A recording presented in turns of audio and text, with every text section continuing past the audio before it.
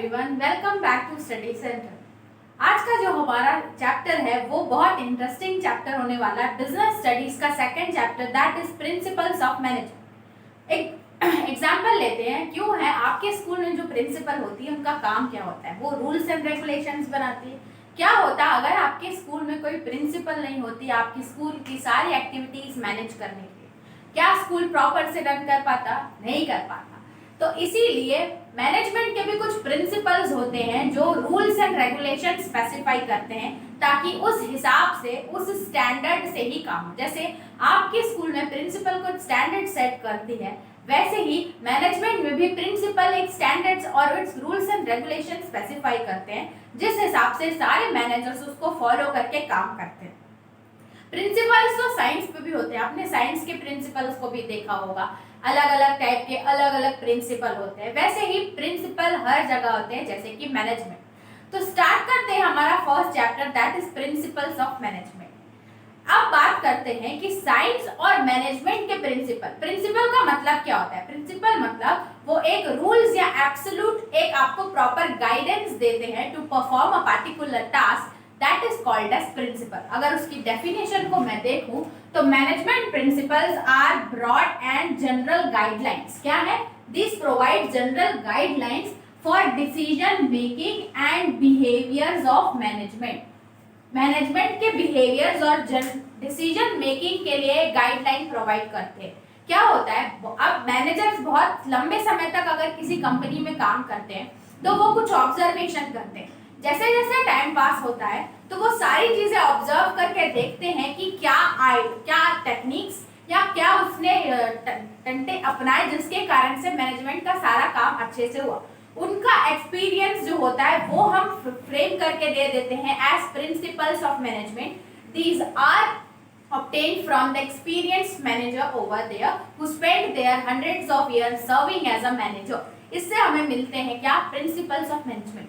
अब देखते हैं what is the difference between the actual difference between principle of management as well as principle of science. देखते हैं, अगर मैं देखूं तो प्रिंसिपल ऑफ मैनेजमेंट रहते हैं वो फ्लेक्सिबल रहते हैं। मतलब अगर आप मैनेजमेंट कर रहे हो तो you are there to treat the people, मतलब आप ह्यूमन से डील करोगे, you are dealing with the humans over there. तो ह्यूमन की टेंडेंसी रहती है, उनका जो बिहेवियर है वो चेंज होता रहता है। तो अकॉर्डिंग टू दैट आप प्रिंसिपल ऑफ मैनेजमेंट को मोल्ड कर सकते हो, यू कैन चेंज इट। लेकिन जो साइंस के जो भी प्रिंसिपल रहते हैं दे आर रिजिड और वो चेंज नहीं हो सकते। नेक्स्ट आता है कि जो प्रिंसिपल्स ऑफ मैनेजमेंट रहते हैं they are applied with creativity in the sense आपको चेंज लाके, अगर वो प्रिंसिपल था वो पहले काम करता था लेकिन अभी जो आप प्रिंसिपल फॉलो करोगे you can put a slight change in that to get 100% assured result. आप उसको क्रिएटिविटी और चेंजेस के साथ अप्लाई कर सकते हो, यूज कर सकते हो। लेकिन अगर साइंस की बात आए तो वो एब्सोल्यूट और स्टैटिक मतलब सेम मैनर में ही आपको उनको अप्लाई करना है। नेक्स्ट अगर मैं बात करूं तो इसकी keep pace with changing environment, मतलब जैसे principle keeps on changing, principles of management are keeps on changing depending upon the business और आउटर एनवायरनमेंट ओवर दैट। वो चेंज होते रहते हैं, जैसे कि फैशन ट्रेंड टेक्नोलॉजी में जैसे ही चेंज आता है मैनेजमेंट के वर्क में भी वैसे ही चेंज आता है। And when it comes to scientific principle वो कभी भी चेंज नहीं होते, do not change with time, they are rigid, बोल सकते हो स्टैटिक इन मैनर। ये हमने बात की कुछ बेसिक डिफरेंस या बोल सकते हैं basic concept about principle of management. अब प्रिंसिपल ऑफ मैनेजमेंट में हम लोग टेक्निक भी यूज करते हैं। Technique in the sense a series of steps to be followed और to be guided by the manager और to be applied by the manager. अगर हम मैनेजमेंट करते हैं तो कुछ टेक्निक के साथ the manager keep on working step by step ताकि उनको जो प्लानिंग था वो मैच कर पाए उनके डिजायर्ड रिजल्ट से।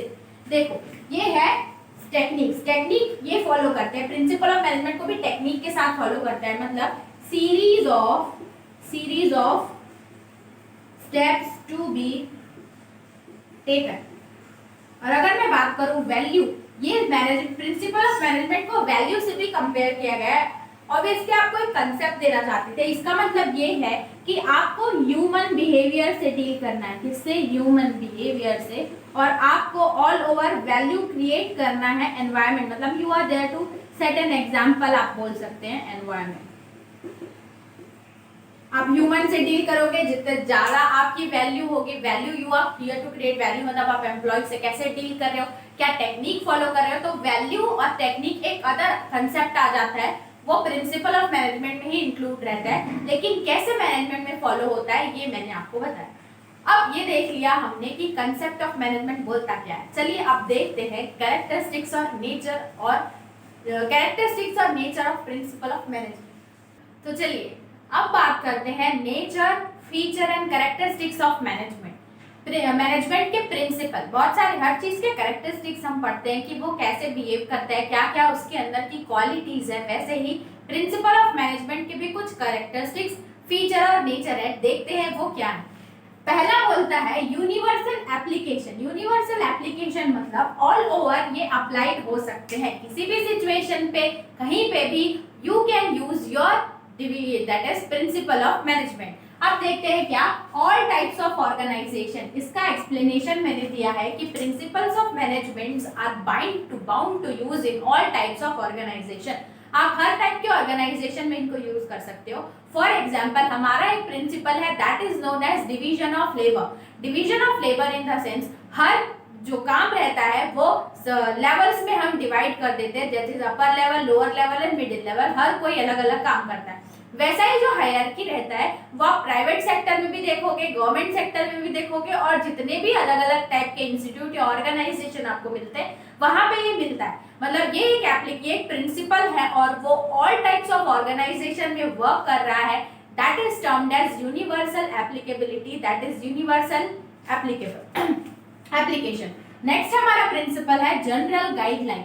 जनरल गाइडलाइन मतलब कि जैसे आपको दिया रहता है ना, अगर आप यूजर मैनुअल पढ़ते हो तो आप इन जनरल गाइडलाइन दी होती है, लेकिन उसका रिएक्ट कैसे होगा, what is going to be the effect of that, you are not totally not aware about the results. वैसे ही अलग अलग ऑर्गेनाइजेशन रहते हैं, डिफरेंट ऑर्गेनाइजेशन में कैसे काम करना चाहिए, एक जनरल आपको गाइडलाइन दे दी जाती है। जैसे कि अगर आप 12th में पढ़ रहे हैं तो आप एक जनरल गाइडलाइन किसी से लेने जाते हैं कि आप कैसे पढ़ेंगे, लेकिन एक्चुअल जो आप फॉलो करते हैं, जो आपका सर्कमस्टेंसेस रहते हैं, क्या आपका शेड्यूल रहता है, उस हिसाब से आप उसको चेंज करते हो। जो उन्होंने बताया कुछ टिप्स आप उनके लेते हैं, वैसे ही ये रहता है जनरल गाइडलाइन।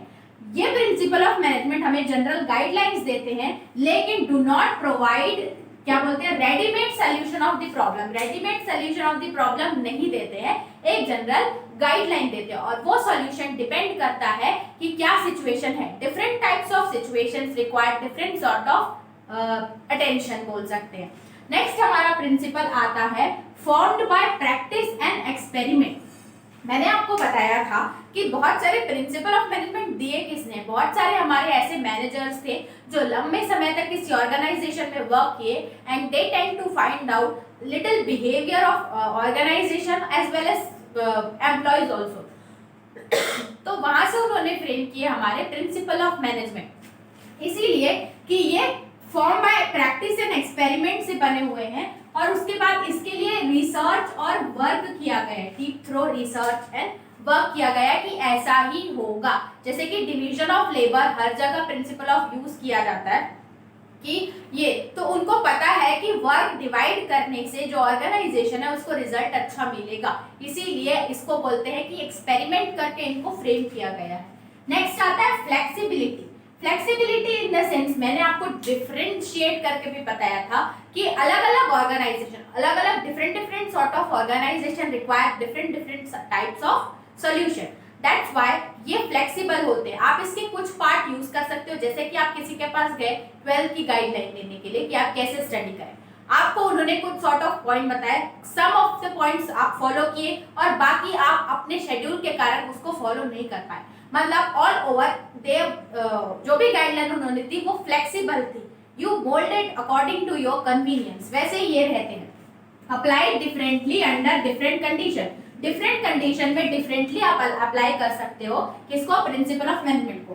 फिर मेनली बिहेवियरल मतलब guide and influence behaviour of employees. होता क्या है, डिफरेंट सॉर्ट ऑफ ऑर्गेनाइजेशन में बहुत सारे ऐसे एम्प्लॉइज रहते हैं जिनमें स्टेटस का डिफरेंस आता है या तो फिर लेवल ऑफ वर्क का डिफरेंस आ जाता है।